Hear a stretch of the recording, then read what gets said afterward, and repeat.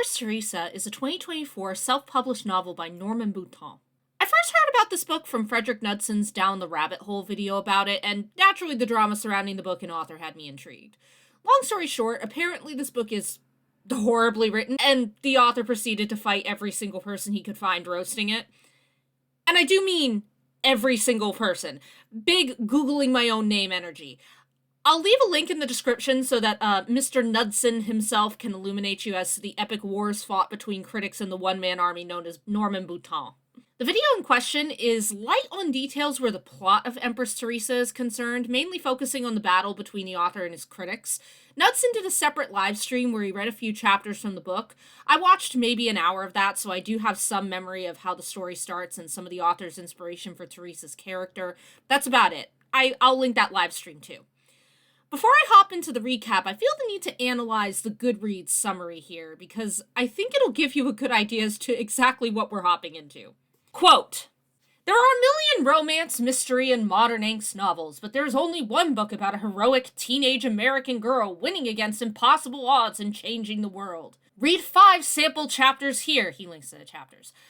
"Judge for yourself. This one-of-a-kind story is a great gift for a teenager. An 18-year-old girl gets enormous power over the whole world. What will she do with it? Description. Theresa is honest, courageous, brilliant, loved by everybody. Even China wants her to take herself out of danger. Happily married, powerful but harmless, thoughtful of others' welfare but not just her own. A believer in God and an inspiration to the young and the old. She attacks impossible problems with everything she's got and never gives up. Those who challenge Theresa Hartley's power are fools, says Israeli Prime Minister. She could destroy the world. Don't mess around with Empress Theresa, says her husband, Steve. Empress Theresa is what some people would consider impossible, a book about a good girl with no sex, no foul language or violence, but still giving the reader an action-filled, fascinating story. The book's introduction follows. I'm pausing briefly in the quotation here to say that this is all listed in the Goodreads summary for this book. I'm not narrating the book's introduction follows. He included that in the Goodreads summary. He might have copied and pasted this from somewhere. What would you do with limitless power? We know what many people in the world would do. History is full of examples. But the world lucks out. It's Theresa who gets limitless power. 18-year-old Theresa only wants a quiet life when she's suddenly burdened with global responsibilities. She is challenged by a series of impossible problems. Especially tricky is the one that prompts her to complain, "What am I supposed to do? Change the law of physics? This is the most impossible problem yet." Can you guess the solutions before reading what Theresa does? Write a book about a decent girl and some critics will say every character must have serious flaws. I might have made Theresa another kind of personality, a less desirable and troubled kind of girl, which would satisfy certain critics. But then people would come at me with a noose complaining, "This was our only chance to see a super powerful girl in action and you messed up. Why didn't you give us a lovable, inspiring Theresa?" I did, but I didn't overdo it.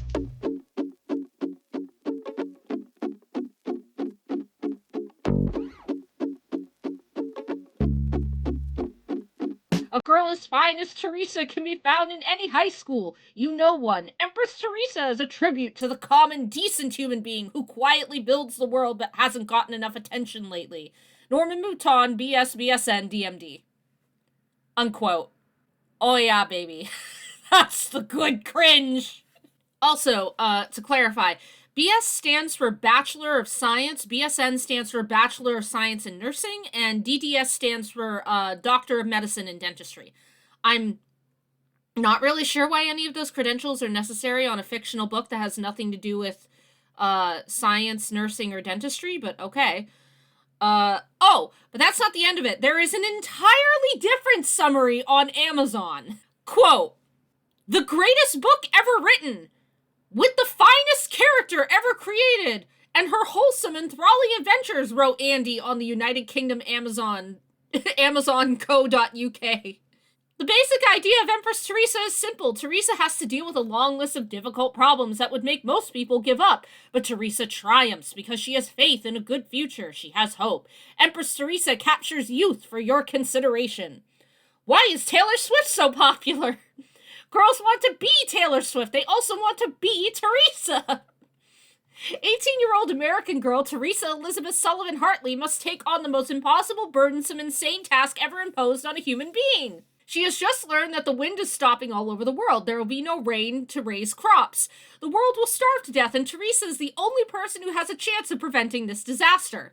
Unbearable! Theresa had only 1 year of college, and she must solve a problem that has all the world's governments stumped. She complains to British Prime Minister Blair, "I feel like running away. You couldn't stop me." "I know we couldn't. All I wanted was to be a high school math teacher. You can teach millions something more important. When the world falls apart around us, we look within ourselves and find ourselves. Show us what's within you."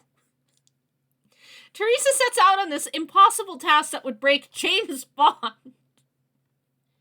Can she do it? "Our Father in heaven, take this away from me, but if you don't want to take it away, at least help me get through it." OPEC threatens Israel. Theresa crushes OPEC.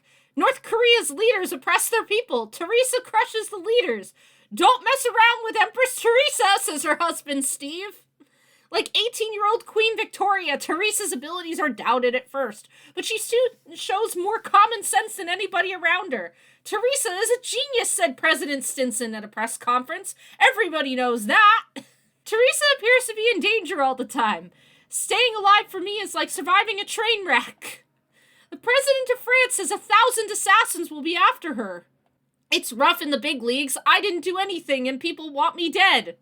Do a web search on classic teen stories. Reader's Digest has a list of 50 titles. Tom Sawyer, Huckleberry Finn, and Treasure Island weren't on the list. What are we doing, folks?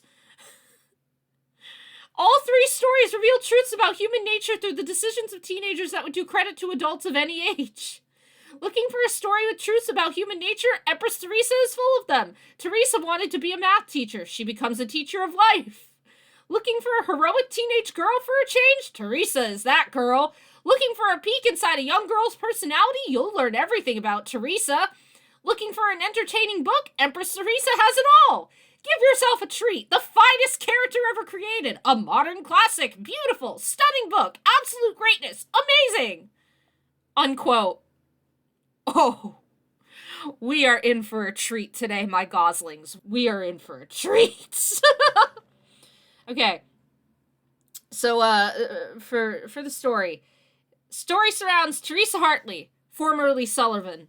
When her mother was pregnant with her, a fox walked up to the edge of the yard and stared at her, prompting her mother to stand her ground, ready to defend herself with a rake before the fox just kind of walks away. There are so many things about this book that confused me, but this one kind of stuck out to me at the beginning because, like, foxes aren't dangerous unless they're being openly aggro or foaming at the mouth. You genuinely have no reason to be scared of them. Like, they're fine. They're not going to hurt you. They're more scared of you than you are of them. Anyway, when Theresa was 10, she was lounging outside one day when that same fox walked up to her. A glowing light jumped from the fox to her, and Theresa freaks out and runs inside.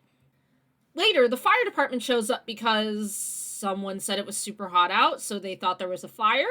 The whole scene was very bizarre. Theresa soon realizes that it's her, or Hal, the thing inside of her, which she names after the computer from 2001: A Space Odyssey. It's causing the heat to rise. Also, Hal gives her a crosshair? Basically, because it gives her a little pointer, basically, like the sort you'd see in a lot of shooter or combat-based video games, and it basically enables her to have great aim. Theresa realizes that she's being monitored from afar and gets into contact with the US government agents trailing her. They know Hal is inside of her and plan to keep an eye on her for the foreseeable future. We get a recap of Theresa's high school years. Her strength and Hal-induced aimbot allows her to join and dominate on the boys' softball team. She's super hot and the cheerleaders love her and want her to join up, but Theresa is satisfied with her softball supremacy and wants to let someone else shine. The only dark spot in her life is that, well, gee guys, looks like there are some online trolls who take shots at Theresa for being so awesome at softball. Put a pin in it, I'll come back to it. Theresa turns 18, gets accepted into Boston College, and within months meets her husband, Steve Hartley, whom she marries. Then shit gets goofy, I'm not gonna lie. One day, out of literally nowhere, the US government grabs Theresa off the street and whisks her away to be killed. Jenny, I hear you ask, by what means do they plan on executing Theresa?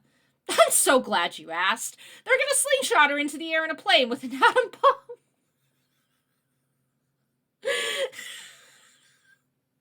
I'm sorry, that's just, Jesus, let's move on. Bear in mind, we're only about a fifth of the way through the book. So Theresa decides, with zero explanation in the moment, to take a bunch of 20-ounce Coke bottles into the plane with her. Government sees this. They're aware she's doing it. But they basically take an attitude of, oh, well, I guess it's just the weird behavior of the soon-to-be executed. And what she ends up doing with these 20-ounce Coke bottles is using them as a flotation device, and she ends up jumping out of the plane and landing in the ocean. Then she wakes up in a hospital in England.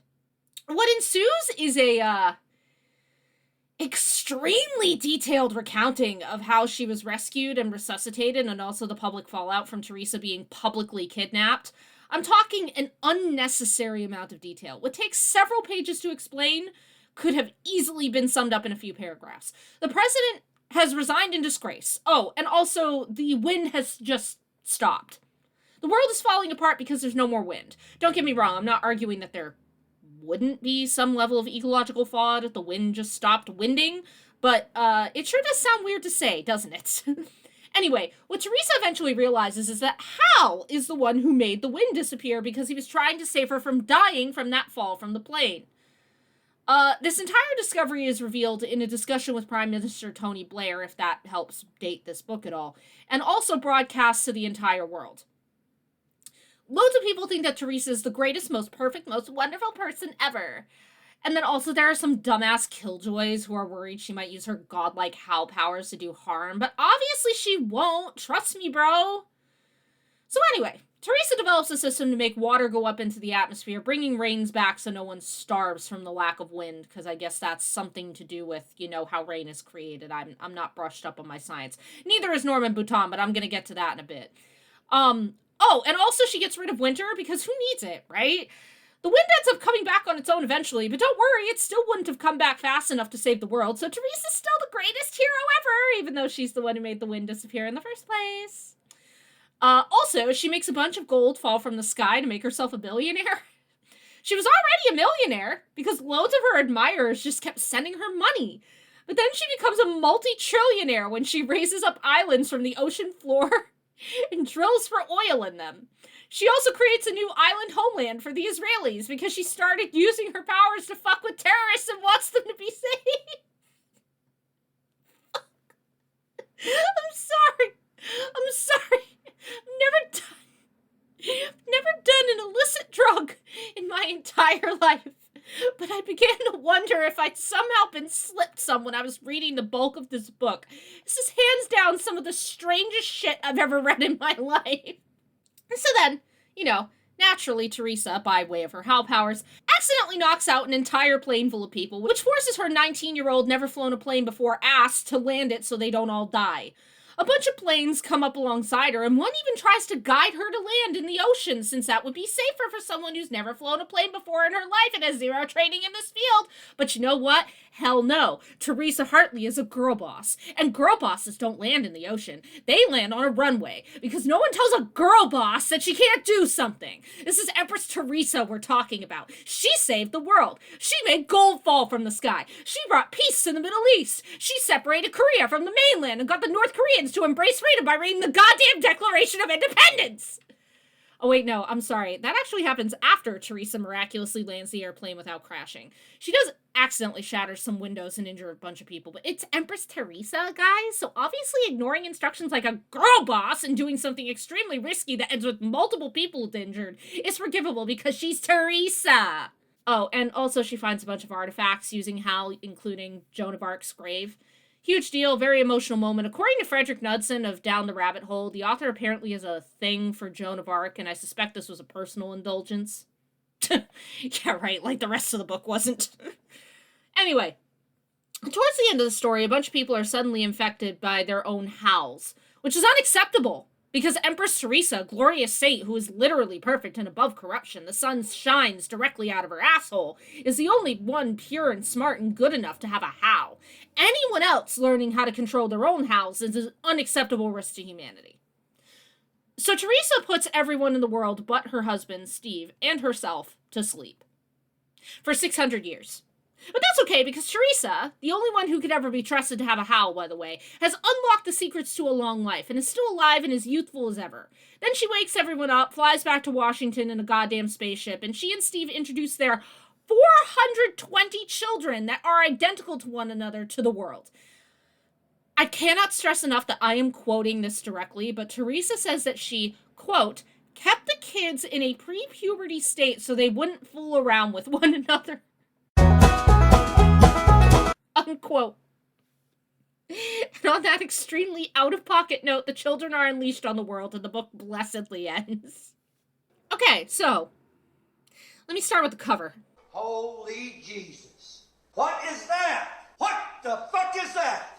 That wasn't just the cover of my book, my copy of this book, but also the other two as well. I felt they all deserved a spotlight. In the grand scheme of book publishing, your cover matters a lot. It is an author's primary marketing tool because, yes, people do judge the covers a lot. Cover art can give you an idea as to the genre of the book, the age group it's targeted at, the author's sense of professionalism. It gives you a hint of a lot of things. And that last one is kind of important, especially if you're selling your book for money. People might give your book a second glance if it's free, but if you're charging money, there's an inherent expectation of quality. Some of that quality may vary slightly depending on the genre, but there is a general expectation of basic readability, like storytelling skills and a grasp of proper grammar. It doesn't have to be perfect, but it can't be egregiously bad either. At the risk of sounding harsh, the cover of my copy of Empress Theresa screams, "A child wrote this." I bought this book because it was a meme and I was curious about it. If it were not a meme and I knew nothing about it and I just saw it sitting there on Amazon, I would not buy it, period. Because my first thought would be, this book was either written by a child or it was written by someone so immature that they don't grasp that that's the impression this cover gives. It really and truly does come down to the vibes, because that is what's going to attract a reader's attention. It's what's going to hook them and initially make them want to take a closer look. When you have a cover that looks like it was drawn by a 12-year-old, people are going to assume that the content of the book is going to match that. And in Empress Theresa's case, they wouldn't be wrong. The writing and storytelling is, putting it gently, immature. If you had me read a chunk of this book with no context, I would probably guess that it was written by a middle or high schooler. I'm not going to go too hard into the basic grammatical errors and typos, since I suspect the author self-edited this, and it makes it a lot easier for things to slip through the cracks when you self-edit. But there were several small errors. Like on page 148, there's no space between the words early and Wednesday. Again, little errors like that I'm not going to go too hard on, because he probably self-edited the manuscript and didn't catch it. But then you have some weird and clunky wording and explanations. Like, for example, on page 146, someone is telling Theresa about her mom freaking out over thinking that Theresa is dead, and they say, quote, "The doctor says she always thought of herself as your mom," unquote. Like, yes, Theresa's mom always did think of herself as Theresa's mom, because she is.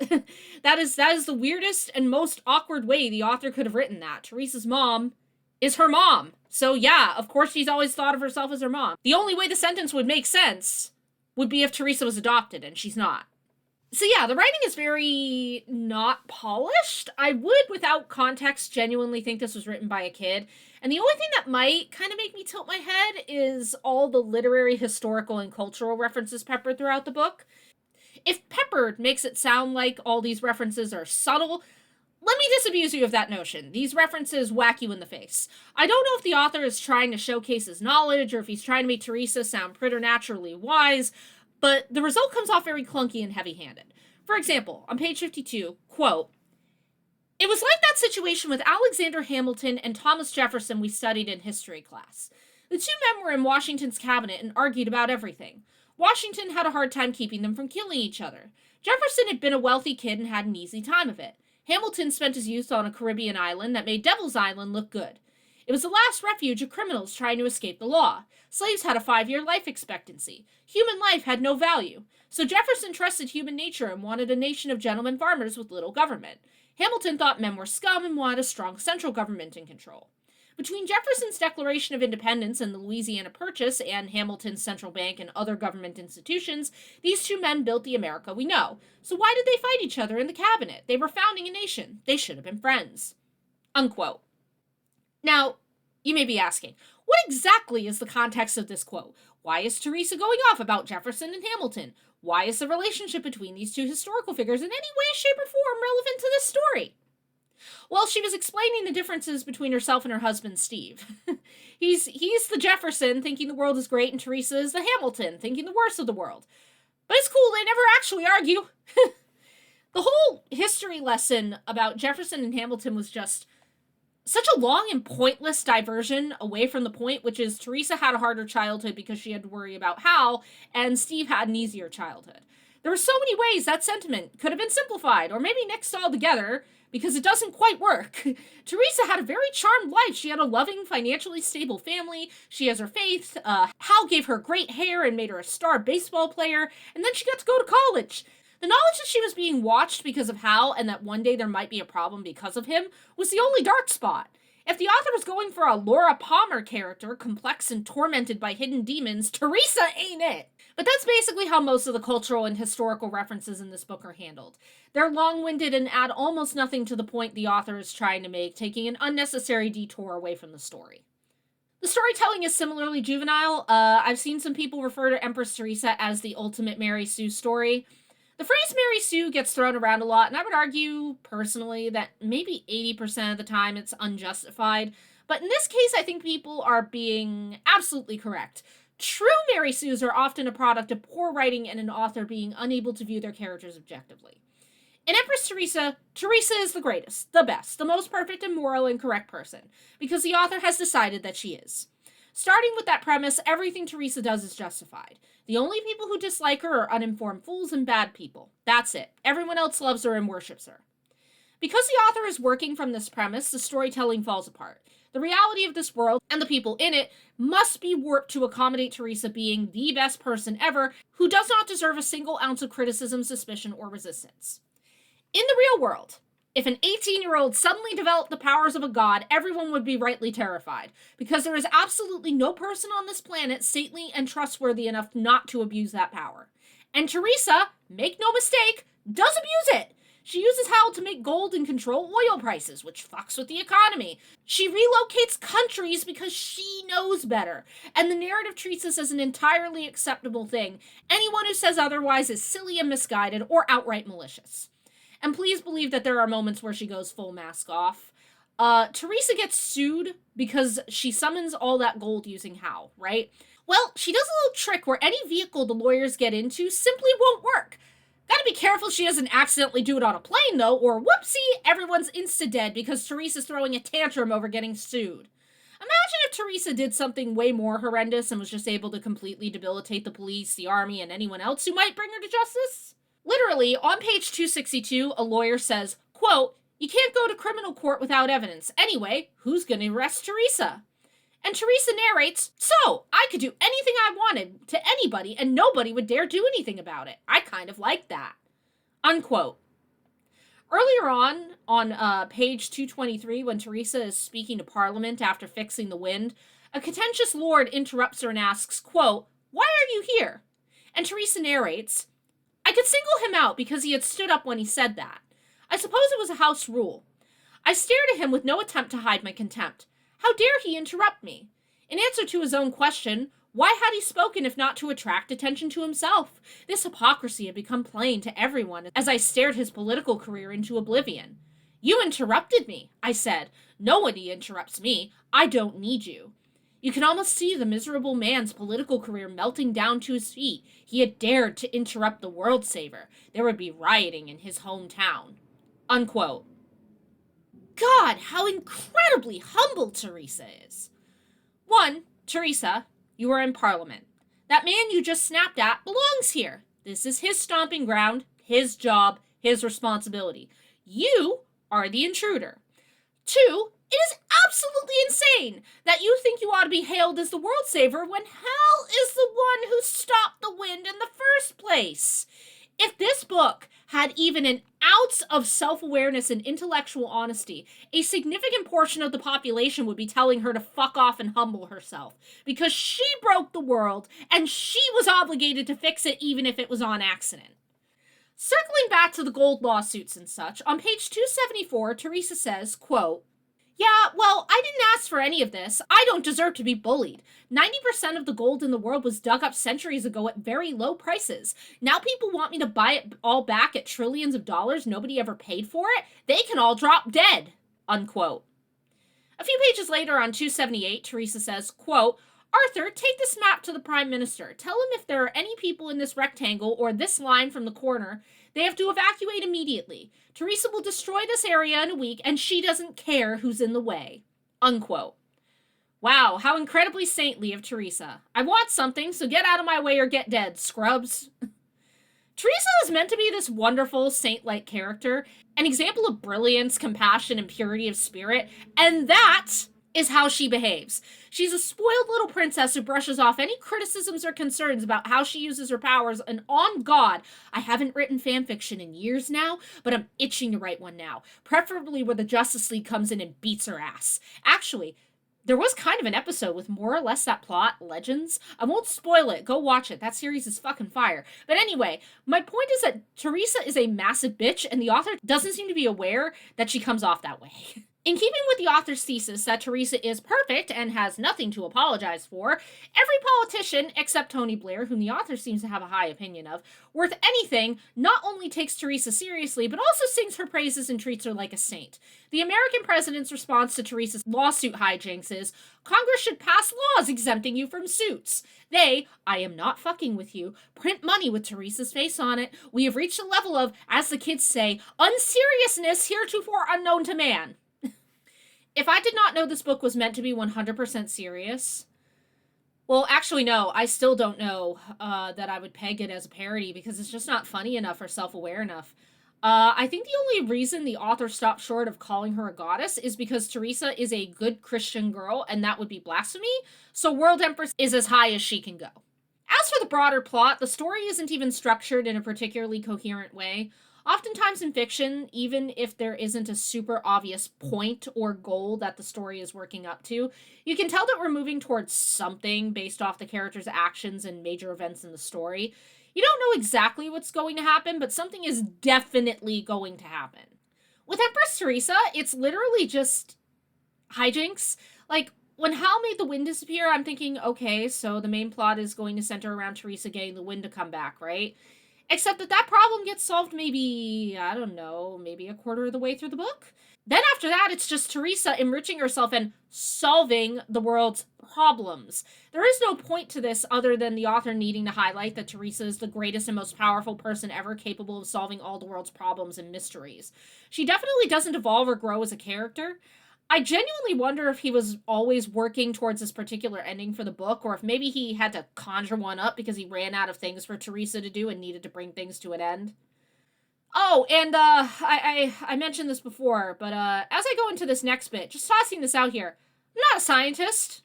I majored in history, but that's okay, because I'm 99% sure Norman Boutin isn't a scientist either. Raising up the seabed to create new islands, basically unlocking the secrets of immortality, making a bunch of people pass out and live for hundreds of years without aging or dying, which, by the way, would lead to hundreds of planes and millions of cars, trains, and trucks crashing as people pass out of nowhere. Never mind the thing with the wind and then the water pillars she creates to bring the rain back. I need you to understand that I majored in history because I barely know this shit. In spite of this fact, I am 99% sure that the author was bullshitting his knowledge of science as well in this book. And ordinarily, I don't look too deeply into this sort of thing for science fiction and fantasy because, fiction. I can't explain exactly why the T-virus works the way it does in Resident Evil because it don't real. But realistically, no one is asking the creators to explain themselves on that level. But in keeping with that, Theresa is basically a god, even though we can't say that because it's blasphemy, who can't be questioned, thesis. Science must bend itself conveniently to her will and do exactly what she wants it to do so she can be the world saver. Other characters, they're all there to kiss Theresa's ass. That's it. Her husband is a limp noodle of a man with no personality beyond loving Theresa. The author tries to convince us the two have some friction while living in England, but it's all mouth noises with no substance. She and Steve are together on basically everything. At no point do they seriously disagree or have a problem with one another because Theresa is perfect and her husband must recognize that and basically be perfect himself. Which, by the way, I can't remember where I saw this, so take it with a grain of salt. I was looking into some stuff about this book. I may have been looking for some alternate covers or something like that. And I saw someone on the internet allege that apparently somewhere they saw that in the original draft of the book, or Boutin's original iteration of the book, Steve's name was going to be Norman. Do what you will with that information. Anyway, I'm not going to rehash the drama that went down with Norman Boutin over the negative reviews for this book. Lots of other people have gone into that already, but I personally recommend the Down the Rabbit Hole video I mentioned earlier by Frederick Knudsen. Long story, the author believes that this is his magnum opus and an amazing book with a wholesome, perfect main character, and I, and pretty much everyone else who has read the book, vehemently disagrees with this statement. That's where that Theresa dealing with online trolls as a teenage softball star thing comes from. I think he revised the story and added that in after the big initial blow-up. Empress Theresa is an absolutely wild book. It might be the worst one I've ever read, and I've read some doozies. You might enjoy it if you're looking for something so bad that it ends up being funny, but even then, be aware you're going to end up slogging through 450-something pages of material to get those few chuckles.